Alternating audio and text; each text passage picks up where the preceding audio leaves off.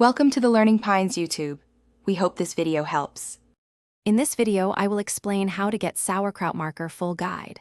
Start by choosing waterproof labels and a permanent marker, then create a simple code for batch date, salt ratio, and recipe notes.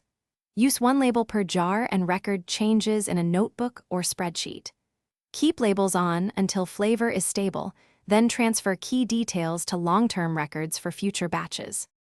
Gather waterproof labels, a fine-tip permanent marker, and a notebook or spreadsheet to track each batch. Pick a marker color that contrasts with your label for easy reading. Have tape and spare labels ready so you can label jars quickly after packing them. Consistency in materials helps you compare results across batches and speeds up the process when making multiple jars.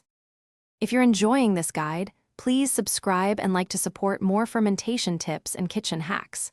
Quick recommendation: bring your space to life with the Echo Dot smart speaker for music, timers, and handy voice reminders while you ferment. It's a fun way to keep the process organized and entertaining. Check the description for the link and other deals. Thanks for watching. Now let's get back to the video. Create a consistent label format showing date, batch number, salt percentage, and any unique spices or techniques used. For example, 04-01A13. 5% garlic. Keep codes short and write legibly to avoid mistakes during tasting. Record more detailed notes in your notebook or spreadsheet so labels stay concise but informative. This approach makes it easy to repeat successes or fix issues in later batches. Thanks for watching. Consider subscribing if we helped you.